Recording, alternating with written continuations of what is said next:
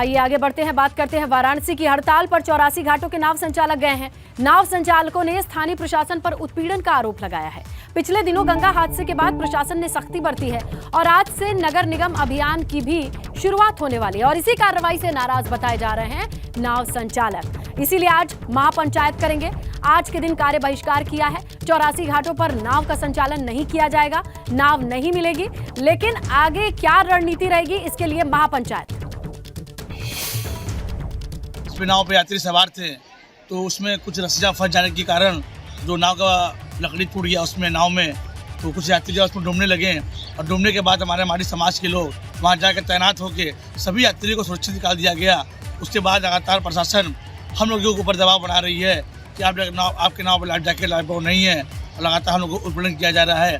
आए दिन घाट पे कोई न कोई डूबता रहता है, कोई न कोई घटना होता रहता है। तो हम पूरे हमारे समाज के लोग लगातार घाट पर मुस्तैद रहते हैं। जितनी भी सुविधा होती है पूरे यहाँ पे यात्रियों को देते हैं हम लोग। आइए सीधा रुख करते हैं वाराणसी का। हमारे सहयोगी नीतीश हैं जो इस पूरे मामले को रिपोर्ट कर रहे हैं, देख रहे हैं, उनसे जानकारी लेते हैं। नीतीश, जरा समझाएं कि प्रशासन की तरफ से क्या सुगबुगाहट है इस पूरे मामले पर। प्रशासन क्या इन नाविकों से, संचालकों से बातचीत करने के लिए तैयार है या फिर आज का दिन नाव नहीं मिलेगी, पर्यटकों को परेशानी होगी, ऐसे ही बीतने वाला है?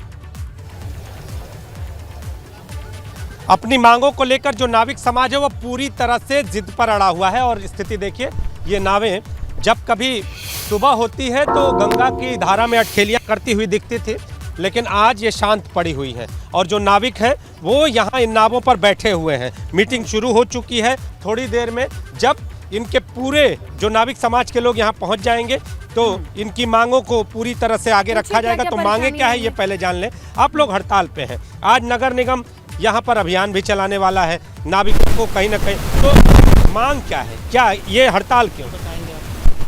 आप बता दीजिए, आप लोग जानते हैं। अच्छा, आप जानते हैं, आप बताइए मांग क्या है। नेता तो आप ही हैं। नहीं, हम नेता नहीं हैं।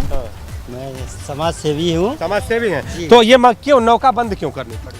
नौका इसलिए बंद करनी पड़ी कि आए दिन बनारस में मतलब नौका दुर्घटना हो जा रही है, लेकिन उसमें माझी समाज कतई नहीं चाहता है कि हमारे गंगा जी में दुर्घटना हो। लेकिन नाव भी या कुछ किसी भी प्रकार का कुछ भी होता है, नाव माझी ही जाते हैं, जाकर बचाते हैं, लेकिन उनके ऊपर गलत आरोप लगा के उनको उत्पीड़ित किया जाता है और लात जूतों से मारा जाता है। इस एवज में हम लोगों ने दो बातें रखने के लिए समाज को एकत्रित किए हैं कि भाई सर्वप्रथम तो इसको समझाया जाएगा समाज में कि आप मतलब ऐसे काम न करें और लाइफ जैकेट की पूरी व्यवस्था करें।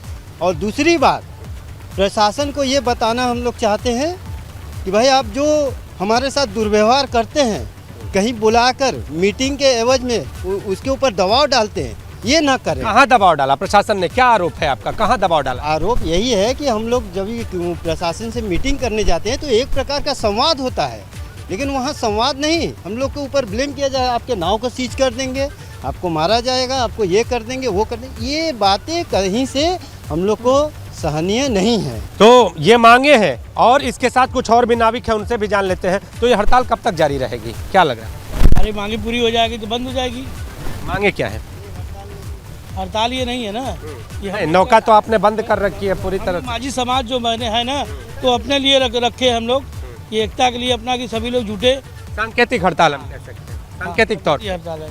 तो क्या चाहते हैं? जो मांगे आपके अभी साथी बता रहे थे, उन्हीं मांगों पर आप लोग भी पूरी तरह से अड़े हुए हैं। पूरी तरह। अच्छा, दिक्कत कहाँ है? प्रशासन कहता है कि आप लाइफ जैकेट यहाँ पे रखें, अपनी नावों पर सुरक्षा को अपनाएं, और आप कहते हैं कि हम इस पर बातचीत करेंगे। आखिर दिक्कत क्या है? दोनों के बीच क्या कुछ कम्युनिकेशन गैप जैसी स्थिति है? आप उनसे बातचीत नहीं कर पा रहे हैं या वो आपसे बातचीत नहीं कर? दिक्कत कहाँ है? इसमें नुकसान कहीं ना कहीं उन पर्यटकों का हो रहा है जो सुबह बनारस को देखने के लिए आते हैं। नुकसान तो ही रहा है, नुकसान हो रहा है, इनका भी नुकसान हो रहा है। हम इन्हीं से जान लेते रोटी हैं। नाविकों की इसी नाव संचालन से तो चल रही है। हम जो हमेशा ये प्रयास रहता है कि हम हमेशा डूबते हुए को बचाते हैं और हमेशा हम लोग हमेशा कोई भी दुर्घटना नीतीश, होती इनसे है, सवाल उसमें करें, हम डूबने की नौबत क्यों आती है? नाव की रख रखाव, लाइफ जैकेट का होना, सुरक्षा, सेफ्टी मेजर, क्या ये आरोप किसकी लगाते जिम्मेदारी है? हैं कि आप जाते हो नाव डुबो देते हो, आप जाते हो साथियों को डुबो देते हो। सवाल ये- सवाल है, हमारे सवाल है, ऐसी नौबत ही क्यों आती है जब आप लाइफ जैकेट रखते हैं, जब आप नावों को पूरी तरह से सुरक्षित करके निकलते हैं, तो डूबने की नौबत क्यों? तो मैं ये बताना चाहता हूँ कि ये बोट नहीं, अपितु पूरे हिंदुस्तान में आप यहाँ तक कि टाइटैनिक की भी बात कर सकते हैं कि जो डूबने लायक नहीं था वो क्रूज भी डूब जाती है। तो इसमें नाव अगर से कहीं से भी किसी भी कारणवश अगर से क्षतिग्रस्त बिल्कुल, होकर डूब नीतीश, जाती है नीतीश, तो अपने उसमें हाथ में माझी जो है दोष ही वो नहीं करना होता होगा, वो है सुरक्षा। और बाकी मांग क्या है, व्यवहार कैसा है, इसके लिए बातचीत होती है या नहीं, ये देखना होगा। शुक्रिया नीतीश तमाम जानकारी के लिए।